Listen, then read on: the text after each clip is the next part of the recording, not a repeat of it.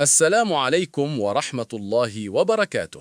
இஸ்லாமிய வழிகாட்டுதல்களின்படி குடும்பத்தின் ரொம்ப நெருக்கமான உள்வட்டம் எது, வெளி உலகத்துக்கான கண்ணியத்தின் பாதுகாப்பு அரண் எப்படி அமையணும், இதையெல்லாம் பத்தி நாம நிறையவே யோசிச்சிருப்போம் இல்லையா? இன்னைக்கு இந்த கான்செப்ட்களை ரொம்ப தெளிவாவும் லாஜிக்காவும் அலச போறோம். வாங்க, எந்த தாமதமும் இல்லாம நேரடியா விஷயத்துக்குள்ள போயிடலாம். ஹிஜாப் இந்த வார்த்தையை கேட்ட உடனே நமக்கு என்ன தோணும்? அது என்ன ஆடை, என்ன நிறம், அதை எப்படி போடணும்னு தானே யோசிப்போம். ஆனா இங்குதான் ஒரு ட்விஸ்ட். ஆடைகளை விட அந்த ஆடைக்கான எல்லைகளை யாரோடு வகுக்க வேண்டும் அப்படிங்கறத புரிஞ்சுக்கிறது தான் மிக முக்கியமான முதல் படி. இது வெறும் துணி சம்பந்தப்பட்ட விஷயம் இல்லைங்க. இது உறவுகள், அவற்றின் எல்லைகள் பத்தின ஒரு ஆழமான விஷயம். சரி, இன்னைக்கு நாம பார்க்க போற அந்த 4 முக்கிய பகுதிகள் இதோ. 1. மஹ்ரம் அப்படின்னா என்ன? 2. ஹிஜாப் யாருக்கு அவசியம்? 3. சரியான ஹிஜாப் முறைகள். கடைசியா ஹிஜாபின் உண்மையான நோக்கம்.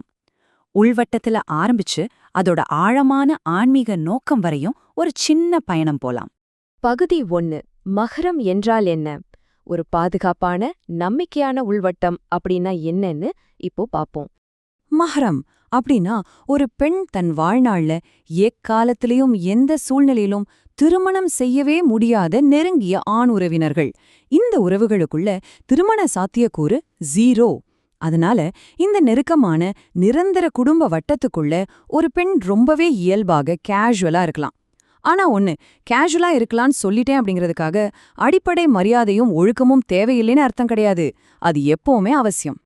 சுவாரஸ்யமான விஷயம் என்னன்னா, இந்த பாதுகாப்பான உள்வட்டத்தை உருவாக்குற ஆண்களை இஸ்லாம் எவ்வளவு துல்லியமா 7 வகைகளா பிரிச்சிருக்கு பாருங்க. அந்த 7 உறவுகள் யார் யார்? அப்பா மற்றும் தாத்தா, மகன் மற்றும் பேரன், கூட பிறந்த மற்றும் ஒன்றுவிட்ட சகோதரர்கள், தாய் மாமா, பெரியப்பா, சித்தப்பா, மகளோட கணவரான மருமகன், பாலூட்டுதல் மூலமா அமைந்த உறவுகள், அப்புறம் கணவரின் அப்பாவான மாமனார். இவங்க எல்லாருமே அந்த பெண்ணுக்கு நிரந்தர பாதுகாப்பு தரக்கூடிய மஹ்ரம்கள். எப்படி ஒரு பர்ஃபெக்டான லிஸ்ட் இல்லையா? இந்த லிஸ்ட பார்த்த உடனே உங்களுக்கு தோணலாம், இது ஏதோ மனிதர்களா கலாச்சாரப்படி உருவாக்குனதா அப்படின்னு. கண்டிப்பா கிடையாது. இது வேதத்துல ரொம்ப ஆழமா வேரூன்றிய ஒரு விஷயம். அல் குர்ஆனோட 24:31 வசனம், தங்கள் கணவர்கள், தங்கள் தந்தைகள், தங்கள் மகன்கள், தங்கள் சகோதரர்கள் அப்படின்னு இந்த பாதுகாப்பான உறவுகளுக்கான விதிவிலக்குகளை ரொம்ப தெளிவா டு த பாயிண்ட சொல்லுது.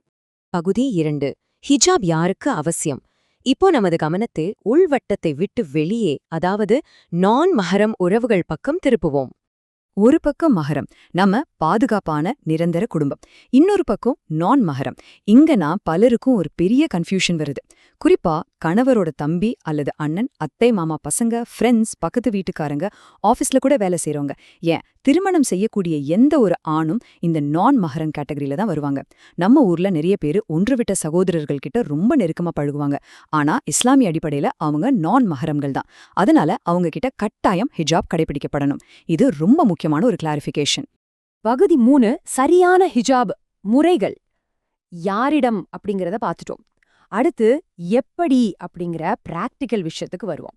சரியான ஹிஜாப் முறைக்கு 4 ரொம்ப முக்கியமான விதிகள் தான் இருக்கு. முதல் விஷயம், உடலை முழுமையா மறைக்கணும். இதுல முகம், கைகளை மறைக்கணுமா அப்படிங்கறதுல அறிஞர்களுக்கு நடுவுல சில வித்தியாசமான கருத்துகள் இருக்கு. அதை இப்போதைக்கு நாம ஒரு ஓரமா வச்சிடலாம். 2வது, ஆடை தளர்வா, லூஸா இருக்கணும்.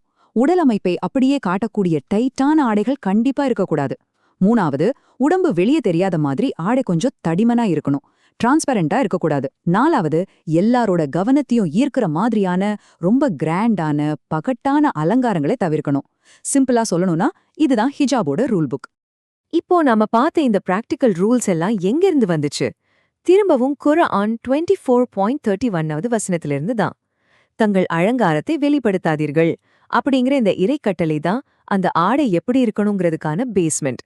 அதாவது இது வெறும் ஃபேஷன் டிசைனிங் இல்ல, இறைவனோட கட்டளையை செயல்படுத்துறதுக்கான ஒரு நேரடியான வழிமுறை.